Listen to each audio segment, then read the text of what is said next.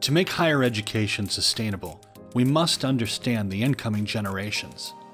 It's true that we're serving more and different generations than ever, and one sector that's often misunderstood is Generation Z. David Stillman, who spoke at the recent EDUCAUSE annual conference, is the co-author of Gen Z at Work: How the Next Generation is Transforming the Workplace. He wrote the book with his Generation Z son, Jonas Stillman. A conversation with the Stillmans revealed 4 things we should know about Gen Z. Number 1, students in Gen Z are the first digital natives. What you'll obviously see is a comfort level with technology, the younger you go. And what we found with Gen Z, there really was a difference between the rest of us being traditionalists, boomers, Xers, millennials. We were truly digital pioneers. We really had to fight for technology. So I remember for my generation, we were really fighting hard for bosses and leaders to give us access to the internet. You know, we really had to fight hard and pioneer for that. Millennials, it was around social media. Where you see a big change between not just millennials and Gen Z, but all of us in Gen Z is this generation is the first generation of digital natives. So all the things that we pioneered for, they've never known a world without.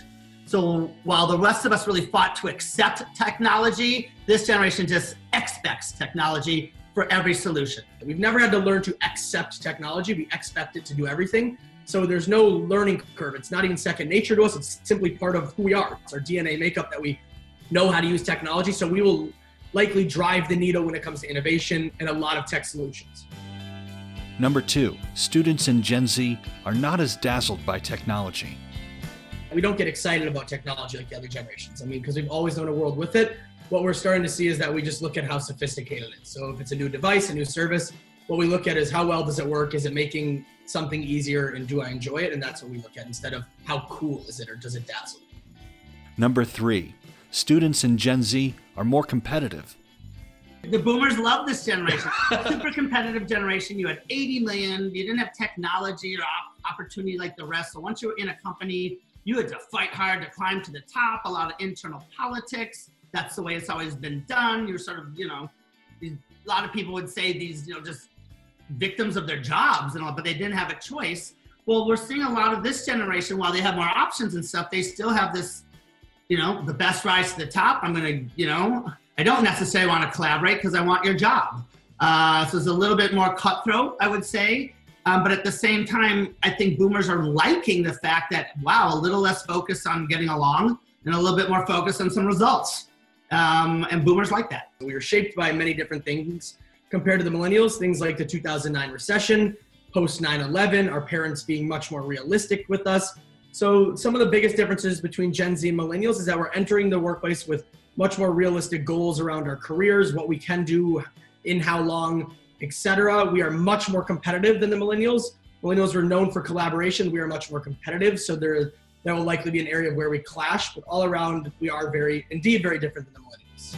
And number 4, students in Gen Z are learning from previous generations.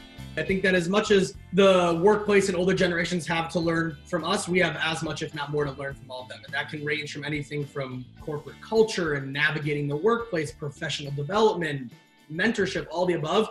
In no way do I think that it should be a situation where it's out with the old, in with the new, change everything, here comes Gen Z. It's not how it works. I think it's about picking and choosing strategies that work specifically for your environment to adapt to a generation that is looking for innovation and change.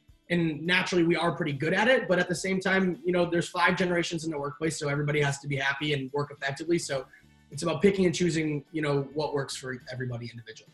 And I will say, this is a generation that's been told you start at the bottom and you work your way up. So they sort of come into the workplace knowing that they need those above them to help get there. So they're very aware and respect sort of the need of the older generations.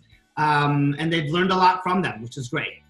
Students in Gen Z are the first digital natives, are not as dazzled by technology, are more competitive, and are learning from previous generations.